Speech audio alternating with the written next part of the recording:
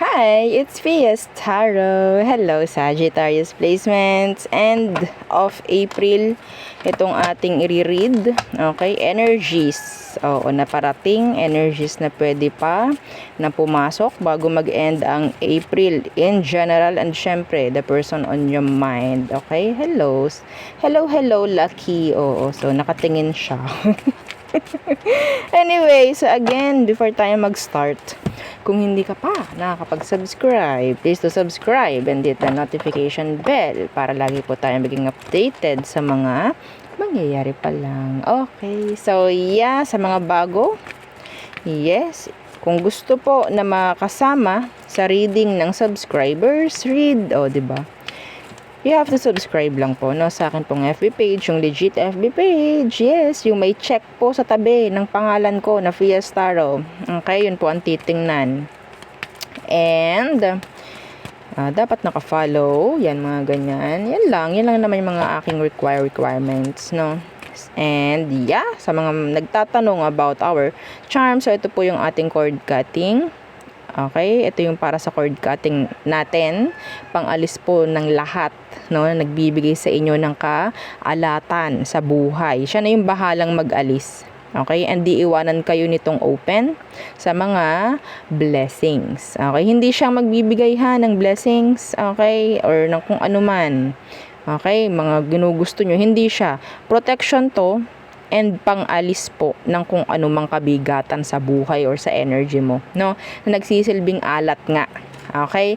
So, next is, pwede yan siya sa bahay, pwede siya sa business, lagay mo sa front door or sa main door, or lagay mo sa kaha mo, or yeah, pwede rin ito sa pangsarili, syempre. Okay, basta sabihin lang po kung saan gagamitin And yes, yung ating 2-in-1 Love and Money bracelet. So ito yung mga gandang isabay dito.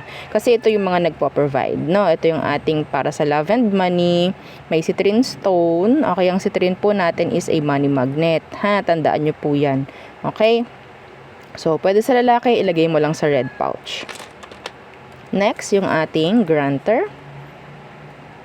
So, si granter naman, ang tagapag-grant ng inyong mga minamanifest, wini-wish, mga ganyang bagay, ang kati. Oo, so yun po, Okay, and syempre, ito po yung pinakagalante, sa ating mga charms. Kasi kahit hindi nga kayo humingi dito, may kusa siyang magbigay. At least twice per week. Specific po yun twice per week. Depende po sa frequency na meron ka. Okay? So, yan, si granter. This is unisex by the way and made to order po. No? So, yan. Okay, next is yung ating mga evil eye protection. Ang hirap talaga pag yung kuko mo ganito. Pero kailangan nating maganda ang kuko, diba? Oo, anyway. So, yes, yung ating evil eye necklace. Okay, napakaliit lang ng nito pendant, hindi siya kabongga-bongga, hindi siya ganun kalakihan. Sakto lang, para maprotektahan ka. No, so yan, ganyan lang po yan. Yeah, pwede po to sa lalaki, kung ano man ang gender mo, pwede yan sa'yo, yan, ganyan lang po yan, no. Okay, simple lang. Simple lang, pero huwag ka.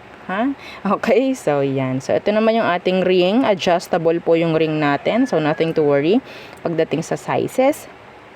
And yung ating bracelet. So, ganito yung bracelet natin. Yan, meron siyang ganyang pendant. Pendant, tama ba? Oo, yan, ganyan.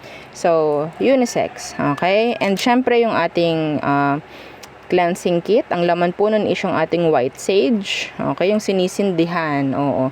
Plus ito, yung ating selenite crystal. Dalawa po yun Oo, dun sa kit. Magkasama na po yun, no?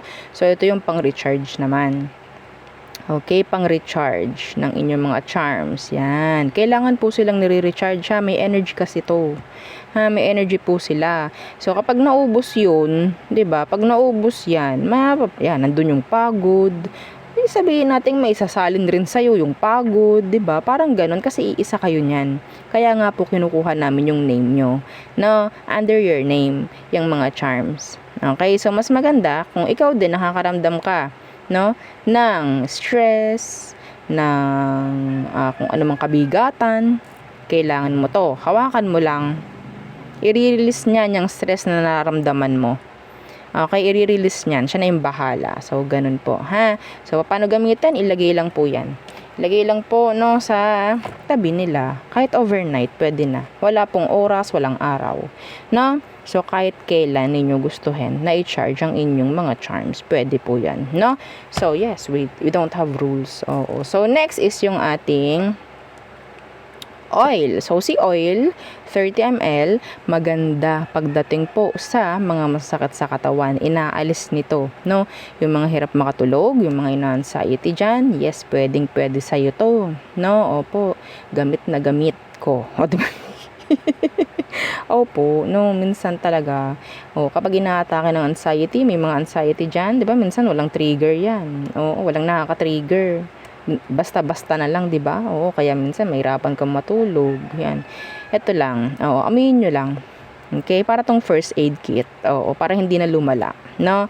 Okay? So, pwede rin po 'yan sa inyong mga charms, mga medallions, may mutya kayo, ipanglangis ninyo every time na gusto ninyo. Like, sabihin natin kahit twice per week, maglangis-langis kayo ng inyong mga alaalaga, no? So, next is yung ating charm spray. Oo. So, yung charm spray na nandito ko is merong tawag dito, nakuha na, di ba? Wala akong pang flex. Mga ganyang bagay. Pero meron ako nung sarili ko. Oo.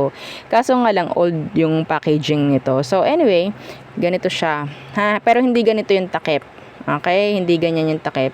Gold na siya na straight. Ito yung old packaging natin. Wala na po nito, ha? So, ito yung akin. O, diba? Kauntian lang tayong gumamit. O, diba? Kauntian lang. Oo. Kasi naman, 'di ba? Ayoko nang sumusobra-sobra rin. Oo, nakakahiya naman. So, opo. Ito ay good for love and money. Okay, itong ating charm spray. Ito yung dati pa to kaya nakalagay ito love spray. Ito yung akin pa dati. And iba yung scent niya. Ang scent natin ngayon is yung ating Chase Me. Okay? So, kaamoy siya ni Victoria's Secret ng Love and Spell. Okay? Love and Spell. So, 'di ba kahit hindi kayo naka-Victoria's Secret, para kang naka-Victoria's Secret. O, 'di ba? Oo, yayamanin ng amoy. O, 'di ba? Kahit hindi naman tayo talaga naka-Victoria's Secret. O, 'di ba? Yung mga naka-Victoria's Secret na love and Spell. Oo, lumipat ka na dyan, di ba? Yeah, mas makakamenos ka, real talk lang, no?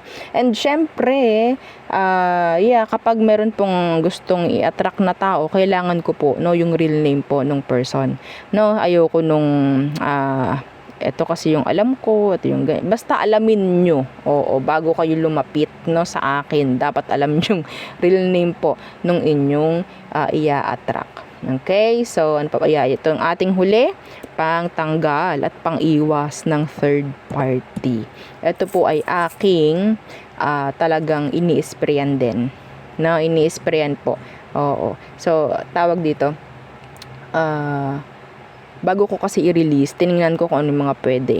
Okay, so yes, pwede itong sprayan nung inyong charm spray kasi 'di ba ina-attract nga natin pabalik 'di ba? Or if ever kung ayaw mo na i-attract, gusto mo lang magkahiwalay sila, ilagay mo lang yung kailangan dito na sinabi ko. Okay, so sa instruction ko. Okay, so yes, yan po siya. Simple lang to. Diyos ko, ayoko nang masyadong kabunggahan. So, yan lang. May iba't iba lang siyang kristal sa loob.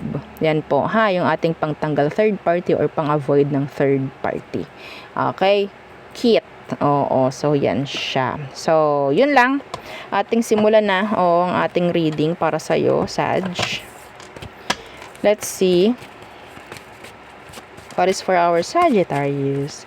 Hanggang end po ng tawag dito, April. Po. No? So again, wag magkalimutan. Wag kalimutan, na mag-share. Okay, like, subscribe. Share nyo 7 times itong video. Okay, what's for you? High honor. Okay, high honor. False person. Okay. And judication.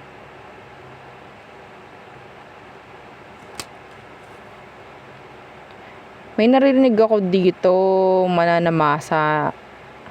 Mananamasa siya sa hindi niya ginawa. Oo. Parang may ganyan ako nakikita dito. What's with this high honor for Sagittarius? Ace of Coins, Ace of Pentacles. Okay, this could be merits, credits, awards. Okay, for you Sag, bago mag-end ang April. Okay, so yeah. Yun lang, nakakuha ko ditong energy specifically, no? Pwedeng sa kaperahan. Opo, pwede po sa kaperahan. May mga maiinggit. Ayan, oo, nasa ilalim. Hindi nyo makikilala, pwedeng idikit dito sa false person na to. Oo, pwedeng makikita mo sila na nakangiti dahil na kunyari nasisiyahan sa inyong mga tagumpay, pero hindi naman talaga. Be careful. Yan na nga ba ang sinasabi? The Seven of Swords. Eto yan. Oo. So, yan po ha. Those are somebody na pwedeng hindi totoo. Okay? Andyan yung mga magsisinungaling. Mga ganyan. Mahirap lumapit or mahirap kumonek sa mga taong ganito. Okay? So, yan na nga ba ang sinasabi? End this. Oo, i-end ninyo or cut them off. Some of you, pwedeng ikaw itong magka-cut off ng mga tao, situations, maybe relationship for some of you. Okay, bago mag-end ang April. Sag, okay? Bago mag-end ang April. Okay? So, kasi pwede ditong may makikita ka or somebody will cheat. Okay? Tell lies, maybe. Okay. So, judication. Ano tong judication? Para sa iba sa inyo. The Nine of Cups in reverse. Yung inihingi mo. Okay. Pinagdarasal mo. Iba dito talaga, dinadaan na sa hukom. Mga ganyan. King of Swords in the reversed. Page of Coins. I'm hearing bago. May bago, I don't know, bagong meeting, bagong hearing, mga ganyan na pwedeng hindi natuloy or hindi naging okay. Yeah, may natakot dito pero siguro nakikita ko dito na parang magiging available na sila para makausap, mga ganyang bagay. Okay, kung ano man yung parang hinihiling mo na sila is magsabi ng totoo, magbigay linaw, magbigay ng kanilang side, mga ganyan, I think, pwede po na mangyari, no? This is specific, not for all. Opo. Okay, meron dito kasing nakikita ako na tumalikod or tumakbo na takot, humarap, no? Sa kung ano man na kailangan niyang kaharapin. Yan, mga ganyan. Nakikita ko nga dito, pwedeng mga baranggayan lang no? Mga ganyang bagay. Pero nakuha ko, lulutang na siya muli. O, diba? Makakausap na. So, there. Okay, so we have here 25, 8, and then 30. So, yan po. Yung mga number na pwedeng significant. Okay, so let's see the person on your mind, Sag. Who is this? The person on your mind, Sagittarius placements.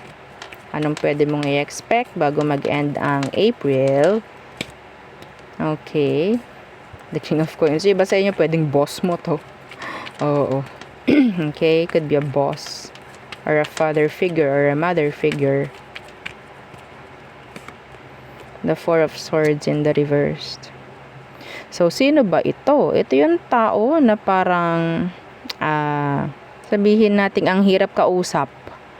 In general, ang hirap kausap. Iba sa inyo, sabihin natin yes, meron kayong mga dapat kalinawan or mapapag-usapan dapat. Kaso nga lang, parang inuuna niya yung mga pangsarili.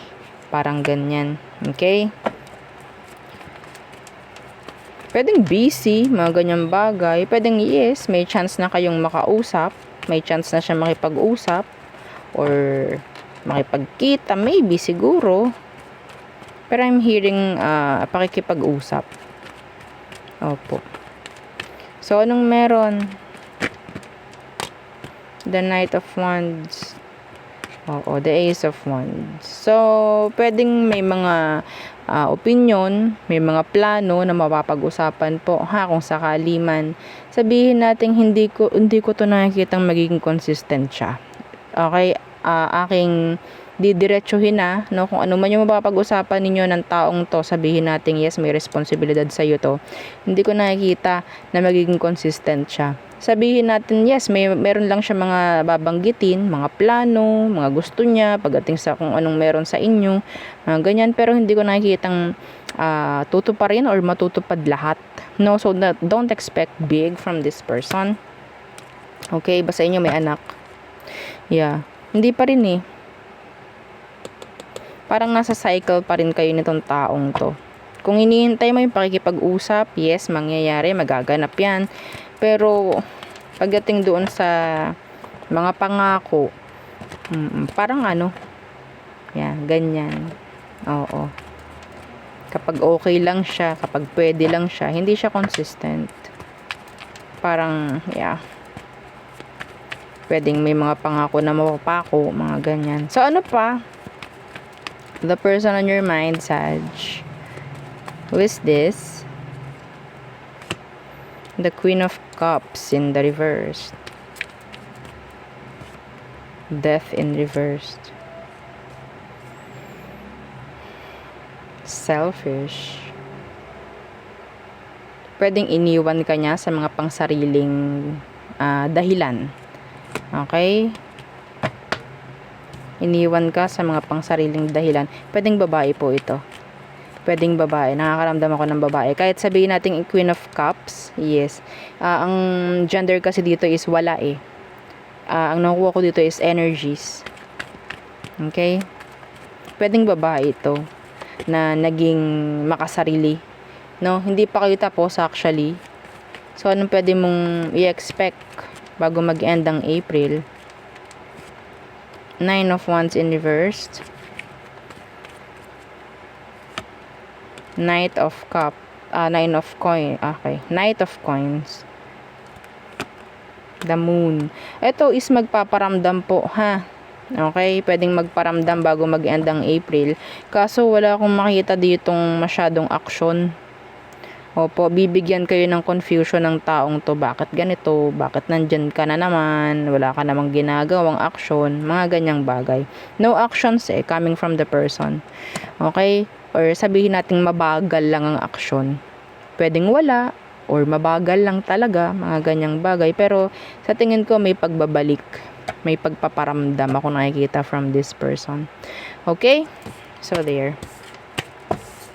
Okay. So tayo tumungo sa all signs for you, Sag. Let us see. Sagittarius placements.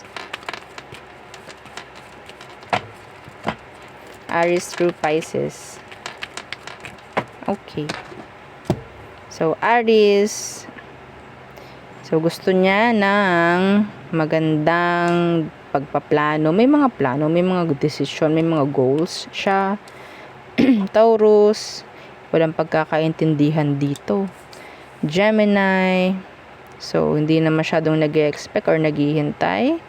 Itong si Gemini, pwedeng siya mismo ang nagpapahintay. So, Cancer, they want to say they are sorry. Leo, self-centered. Okay. Virgo, I think merong iba dito. May third party involved. Libra, they're busy. They have a lot of options. Scorpio, wala na yung focus dito. Okay. Parang napunta na sa iba. Sagittarius, naghihintay si Sag. Capricorn, their back is turned. Ayaw nila ng attachments from you. They are detaching. Aquarius, they're being sneaky. Okay, may mga ginagawa si Aqua na hindi mo alam dahil sobrang tahimik niyang umaksyon. Okay. Pisces, there could be third party involved or may iba na. Kaya nawawala na yung focus sa'yo. Maybe, okay, they're in pain, some of them. They're like, dapat nag-heal. Pero hindi eh. It's like, they're bypassing healing. Okay? So, yeah, there. Yun ang aking reading for you. Sagittarius placements. Again, please don't forget to like, share, and subscribe and follow our FB page and use ang nating YouTube channel na nasa description box below. Again, thank you. Goodbye.